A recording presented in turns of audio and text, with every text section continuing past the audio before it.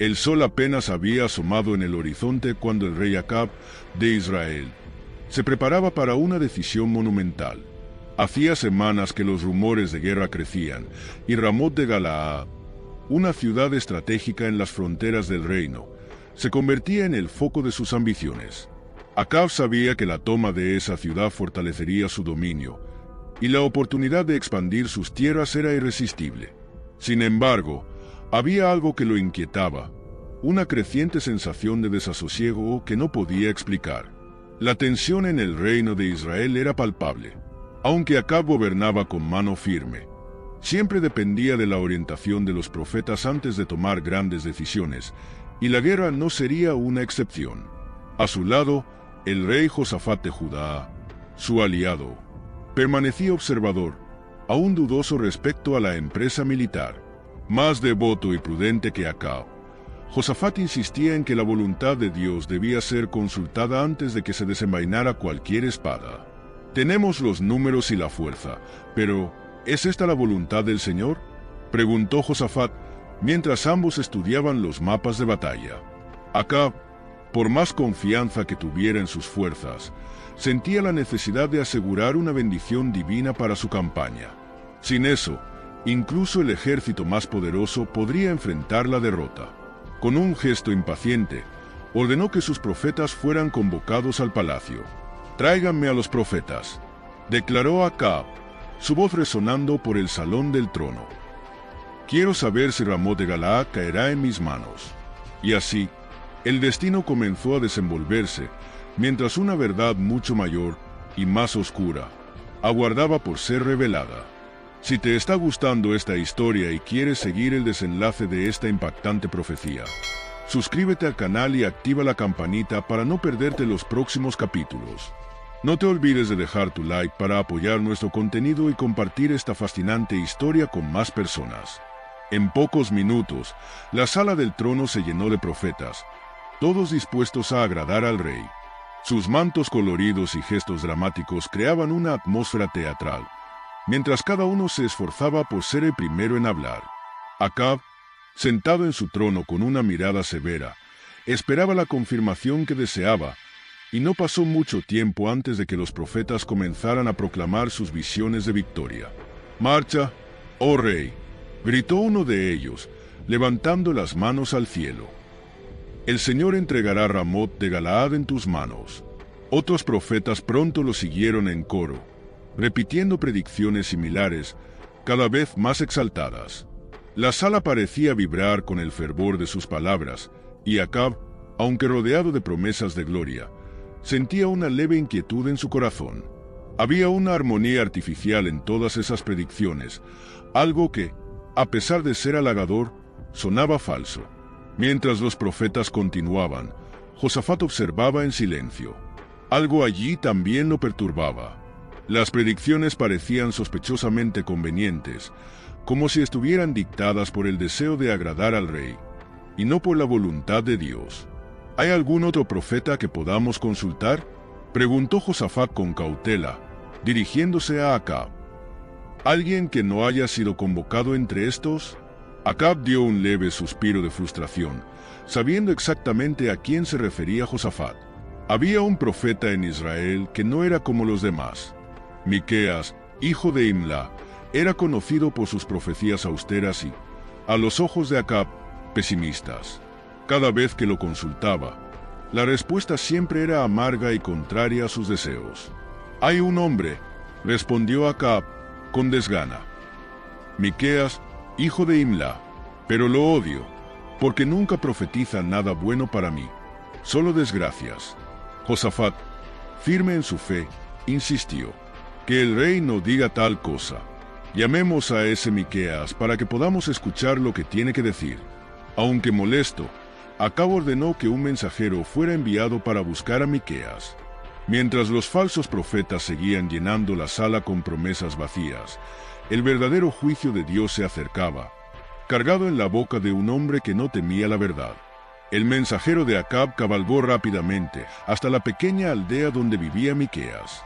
Al encontrarlo, notó la expresión calmada y firme del profeta, en contraste con la prisa de su llegada. Incluso antes de que el mensajero hablara, Miqueas ya sabía el motivo de su convocatoria. «El rey desea que comparezcas al palacio de inmediato», dijo el mensajero, jadeante. «Todos los profetas ya han asegurado la victoria. Habla como ellos, por favor, y quizás el rey te trate mejor esta vez». Miqueas lanzó una mirada penetrante al hombre que tenía frente a él. Sabía cómo funcionaba la corte de Acab. Todos decían lo que el rey quería oír, no lo que era verdadero.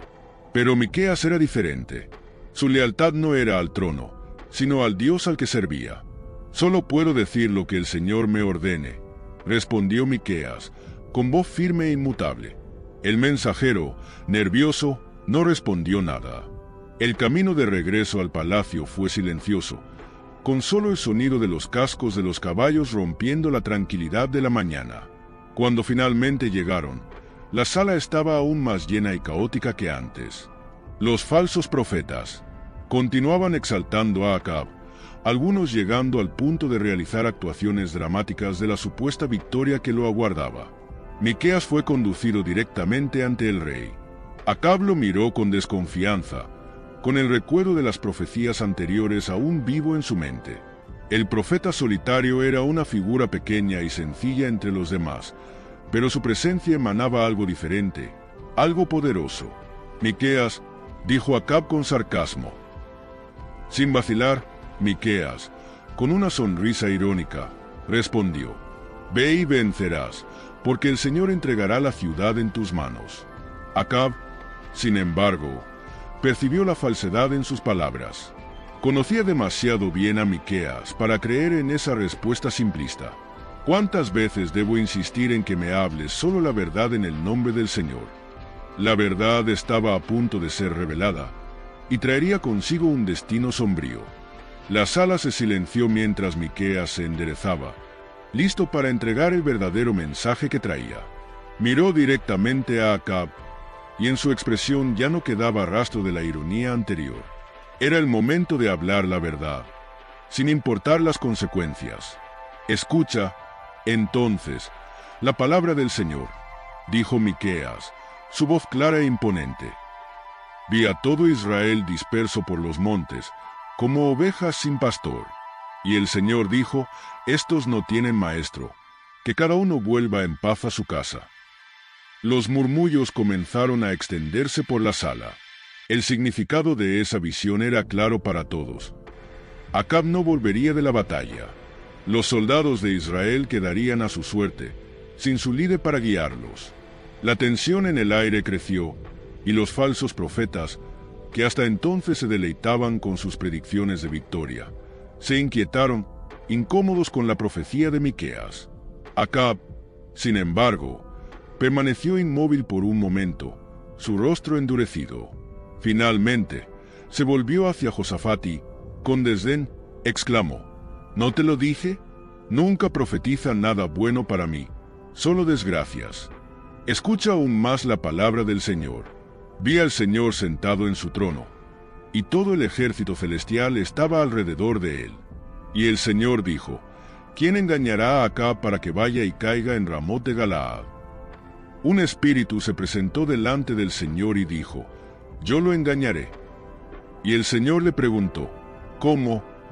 Y el espíritu respondió: «Seré un espíritu mentiroso en la boca de todos sus profetas». Y el Señor dijo: «Lo engañarás y prevalecerás. Ve y hazlo así». Miqueas lanzó una mirada penetrante a los profetas de Acab, que ahora estaban inquietos. La verdad finalmente había sido expuesta. Eran instrumentos de engaño, usados por Dios para cumplir un propósito mayor.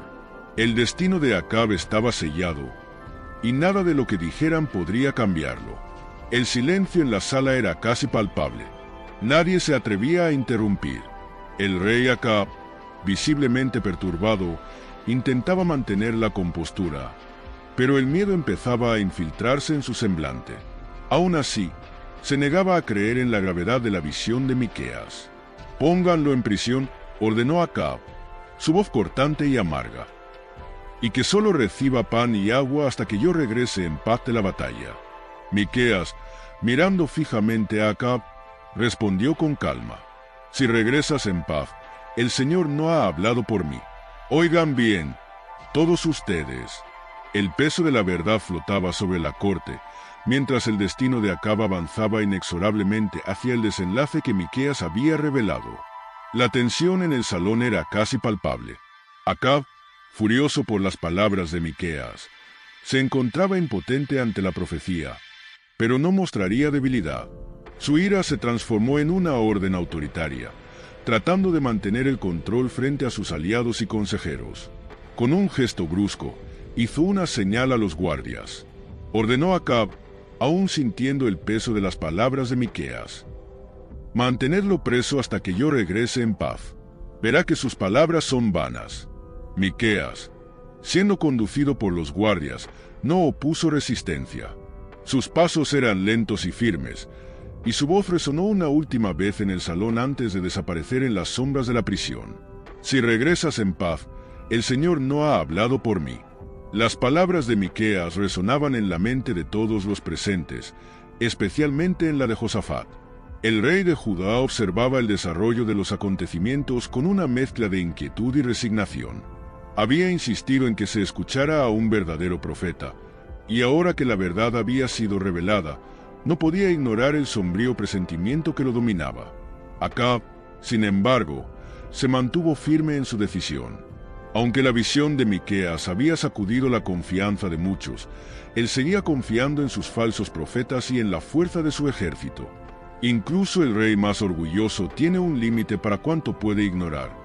Pero Acab estaba decidido a seguir su curso, creyendo que, de alguna manera, lograría escapar de su destino. «Preparad a los hombres», dijo Acab con voz seca. «Vamos a Ramot de Galaad, como planeado. La victoria será nuestra». Mientras los preparativos para la guerra comenzaban, la prisión de Miqueas permanecía fría y silenciosa. El profeta, sin miedo, esperaba el desarrollo de la batalla, sabiendo que, independientemente de lo que sucediera, la palabra de Dios jamás regresaría vacía. El día de la batalla finalmente llegó. Acab, consciente de las palabras de Miqueas, tomó una medida astuta. Decidió no vestirse como rey. Ordenó que Josafat usara las vestiduras reales y, como gesto de precaución, se disfrazó de soldado común. Creía que, de esta manera, podría engañar al destino y evitar la tragedia que había sido profetizada. Mientras el ejército de Israel marchaba hacia Ramot de Galaad, los soldados estaban confiados, animados por las promesas de los profetas de la corte. Creían que la victoria era segura, que el Señor había bendecido su misión. Sin embargo, en los cielos, el destino ya estaba decidido. La batalla comenzó ferozmente. Los carros de guerra cortaban el campo de batalla mientras espadas y lanzas tintineaban en el aire.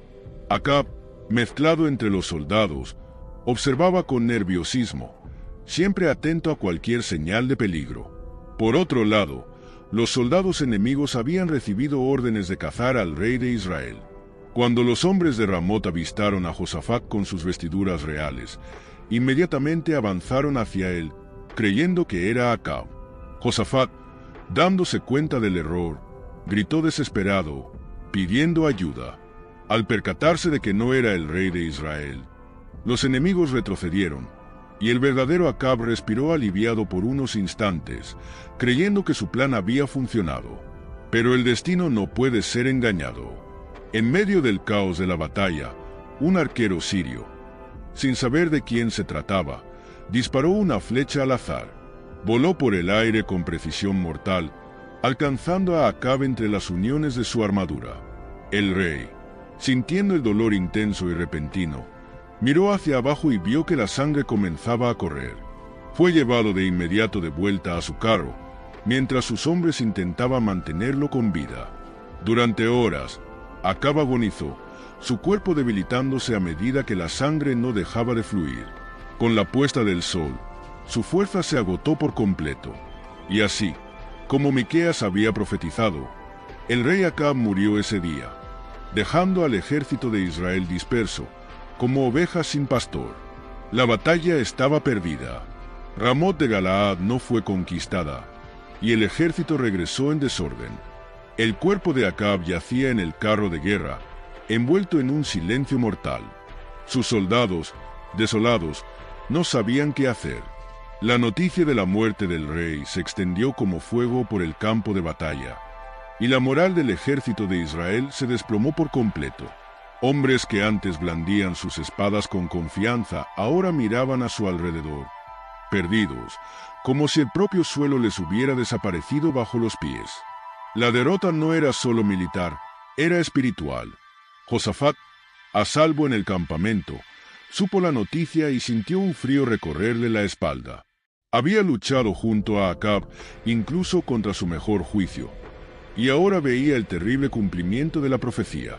La mirada de Miqueas, las palabras dichas en la sala del trono, resonaban en su mente. Si regresas en paz, el Señor no ha hablado por mí. Acab no volvió en paz, y el destino del reino de Israel estaba sellado. Mientras el ejército de Israel se dispersaba, sin rumbo, el cuerpo de Acab fue llevado de regreso a la ciudad de Samaria.